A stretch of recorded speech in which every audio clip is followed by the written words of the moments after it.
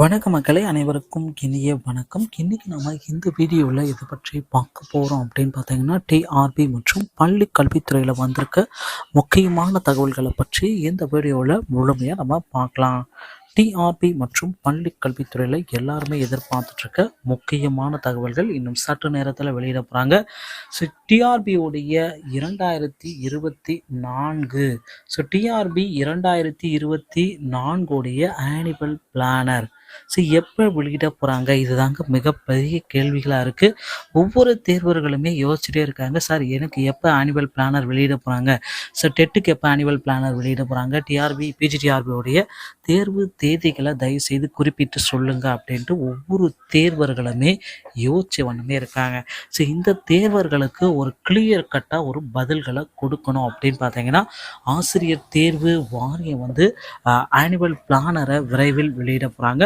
அது மட்டுமே கிடையாது, தற்சமயம் முக்கியமான தகவல்கள் ஆசிரியர் தேர்வு வாரியத்தில் நிகழ்ந்துட்டுருக்கு.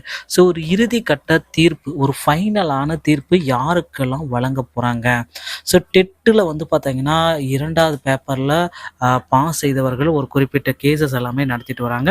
ஸோ டெட் பேப்பர் 2ல் பார்த்தீங்கன்னா ஆல்ரெடி 400 பேருக்கு பணி நியமனம் அப்படின்றத நீங்கள் எதிர்பார்த்த மாதிரி அடுத்தடுத்து பார்த்தீங்கன்னா அனைத்து ஆசிரியர் சங்கங்கள் அனைத்துமே ஒன்றிணைந்து புதிய போராட்டங்களை நடத்தலாம் அப்படின்ட்டு ஒரு இறுதி முடிவு எடுக்க போகிறாங்க.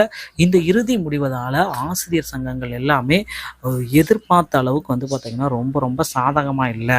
ஸோ எப்படி தான் இப்போ நம்ம போராட்டங்கள் நடத்தினாலும் நமக்கு பார்த்திங்கன்னா ஆசிரியர் தேர்வு வாரியம் மீண்டும் மீண்டும் செக் பாயிண்ட்டை வச்சுட்டே இருக்காங்க.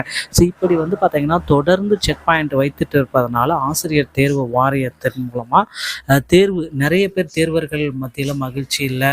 ஸோ தொடர்ந்து தோல்விகள், டெட்டு எழுதி கடந்த 2013 பதவி உயர்வுக்காக ஒரு போராட்டம், டெட்டில் பாஸ் பண்ணவர்களுக்கு போராட்டம், 2013 ஒரு பேட்ச் வெயிட்டேஜ் முறையால் பாதிக்கப்பட்டவர்களுக்கான இப்படி ஒரு போராட்டம், இப்படி பார்த்திங்கன்னா நாளுக்கு நாள் இந்த போராட்டங்கள் மட்டும்தாங்க தொடர்ந்துட்டுருக்கு. ஸோ இதற்கு பார்த்திங்கன்னா ஸ்டேவும் போட்டாங்க. அந்த ஸ்டே இறுதி வழக்கு வரும் திங்கட்கிழமை வர இருக்குது. ஸோ இந்த 400 பேருக்கு உண்டான வழக்கு வரும் ஜனவரி 4ஆம் தேதி ஃபைனலைஸ் பண்ண போகிறாங்க. ஜட்ஜ்மெண்ட்டும் அன்னைக்கு கொடுக்க போகிறாங்க. அதில் 400 பேருக்கு பணி நியமனம் உறுதியாக்கப்பட்டால் மீண்டும் பார்த்திங்கன்னா 200 பேர் 300 பேர் பார்த்திங்கன்னா மாவட்ட வாரிய செலெக்ஷனிஸ்ட் எல்லாமே ரெடி பண்ணி வச்சுருக்காங்க. அவர்களும் தங்களுடைய கேசஸ் எல்லாமே ஸ்டார்ட் பண்ணிவிட்டு மீண்டும் அவர்களுக்கும், ஏன்னா ஒரு கோர்ட்டில் பார்த்திங்கன்னா ஒரு தீர்ப்பு வழங்கப்பட்டால் அவர்களுக்கும் அது செல்லுபடி ஆகும் அப்படின்றத காட்டி அவர்களுக்கும் பணி வாய்ப்பு கிடைப்ப நிறைய வாய்ப்புகள் இருக்குது. ஸோ 149 ஜிஓவை நீக்கிறதுக்கு உண்டான ஒரு முக்கிய முயற்சிகளில் பள்ளிக்கல்வித்துறை இயங்கிட்டு இருக்கு. அதற்குண்டான அறிவிப்பும் நம்ம விரைவில் எதிர்பார்க்கலாங்க.